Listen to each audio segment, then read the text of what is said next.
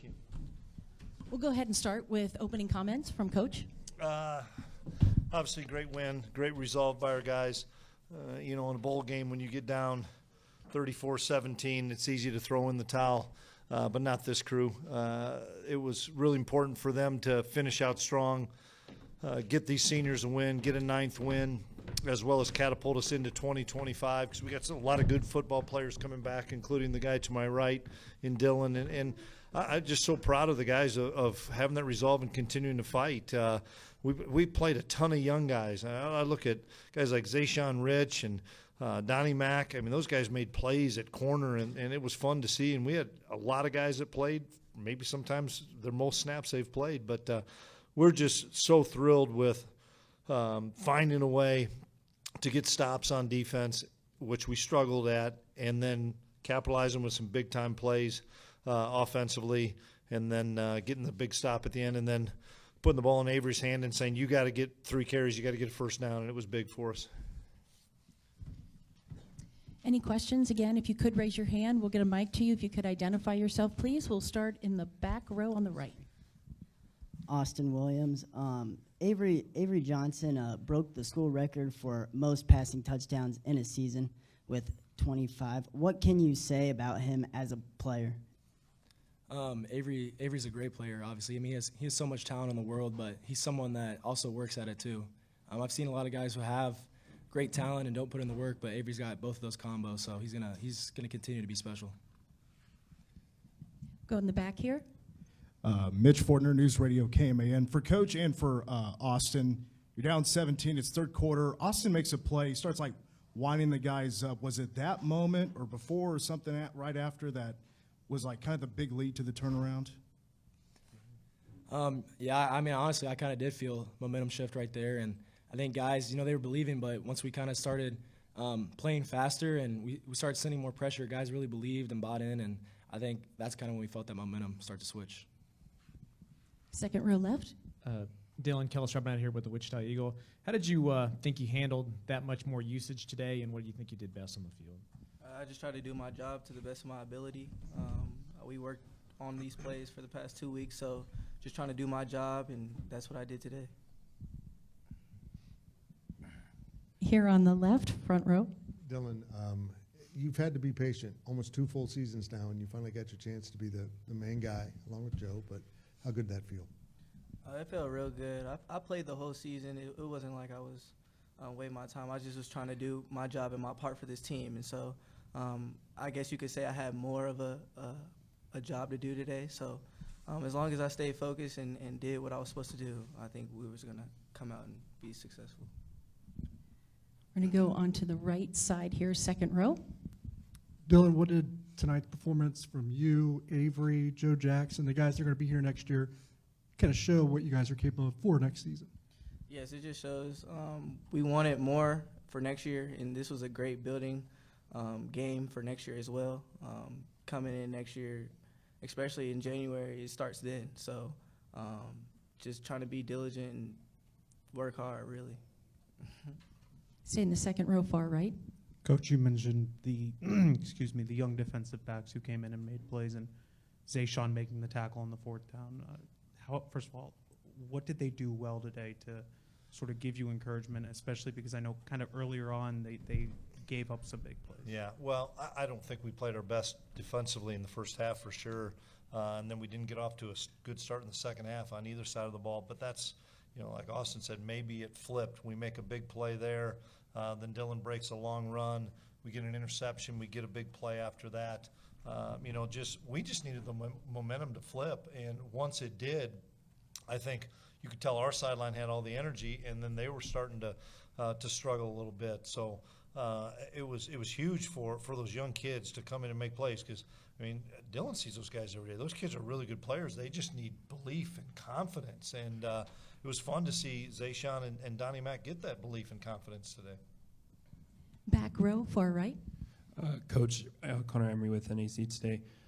You said in the trophy presentation that you wanted to thank the marching band. Could you further elaborate what does it mean for you to see all those fans here at Chase Field today? Yeah, hats off to K-State Nation for coming out and watching us play. They travel and follow these guys all the time, but Dr. Trace, the Pride, they drove 20 hours. Our band drove 20 hours. And those kids have been a part of our football team ever since I've been here. And so we got done with active warm-up, and I went up into the stands with Taylor Bratt and thanked those people, thanked the band for coming here, because they're a part of what we do. And these guys will tell you, we have a big road win, and they're there at 6 in the morning because we always play after dark. They're there at 6 in the morning and welcome us all the time. And I can't thank the band and Dr. Trace enough for them being a big part of what we're doing here. Second row right. Dana Scott, Arizona Republic. Congratulations on the win. I just wanted to know how about you guys are started 7-1 and towards the end of the season having so many transfers. How much of this is a statement win for you guys to build on going forward? You know, I'm a 1 week season guy, and we had some things didn't go our way, but how do you respond? You know, you're going to have adversity in life. How are you going to respond? And, you know, we had a couple of setbacks, played really well against Cincinnati, had another setback, but these guys were going to go out on top, and I don't care how we got it done.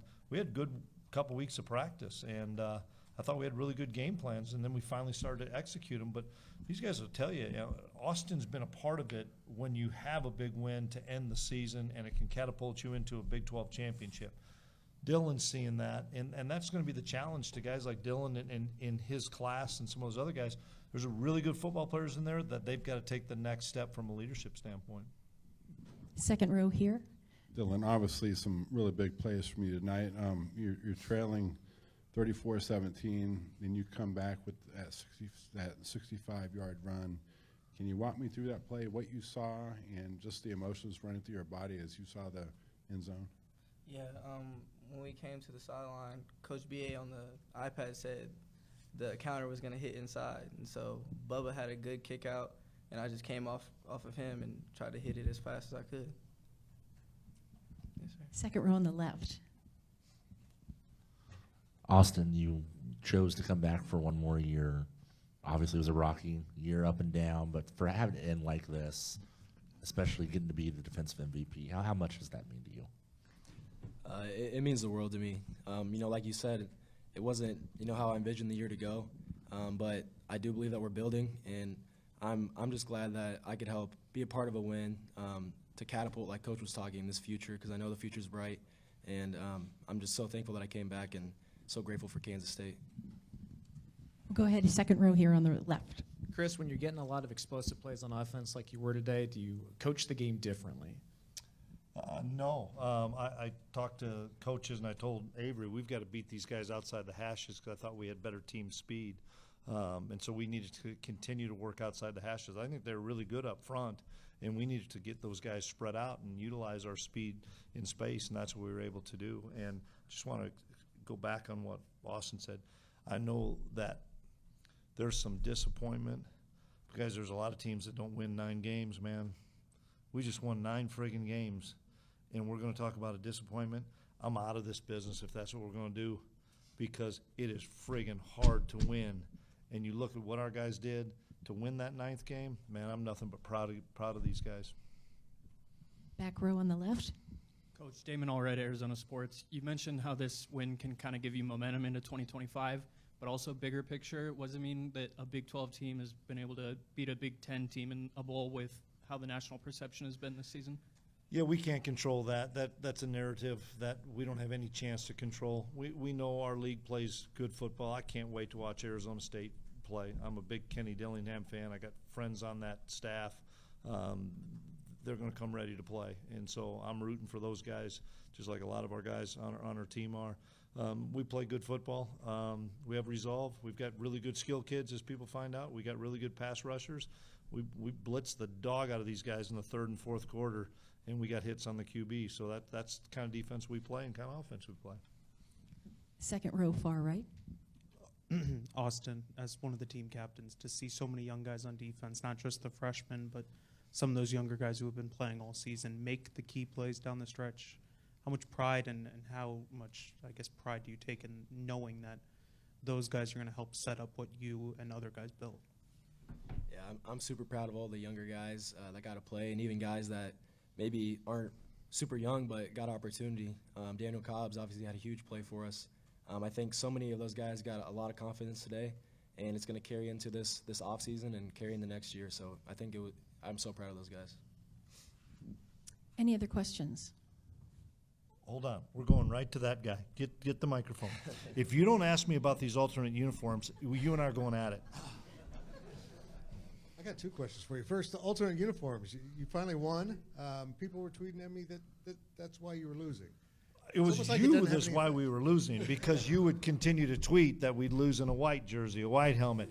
I was doing nothing but sticking it to you, Fitz, for us to get a win in the alternate uniforms. By the way, Next I question. need an outside observer. Dylan, did the DD on the back of your helmet have a lavender outline on it? Because I think I saw some lavender. It did. And I'm You glad had lavender brought on that, the uniforms. Yeah, I'm glad you brought that up. That was a tribute to Dana Dimmel, who so many people at K-State know and love really well. I didn't know Dana exceptionally well, but I see the Drew Littles, the Scott Eilards, the Scott Troushes, the Matt Thompsons, Minnie Hoffman, Al Serby, that spent a lot of time with Dana. And that was a tribute. And that's why we got in that formation the last couple plays, as a tribute to Dana and his family. And Coach, I got to ask, what was going on with the 2-point conversions? I could not figure out the first one, and then he had to do the second one. The third one was obvious. Yeah, exactly right. And we got the one that counted the most to get from 42 to But 44. why the first one? You know what? Let's talk over a beer sometime. I'll come over to your house and you can make me a steak. We'll have a beer and enjoy ourselves. That's Fitz, everybody. Thank you. That will conclude tonight's press conference. Thank you, everyone, for joining us, and congratulations to the Kansas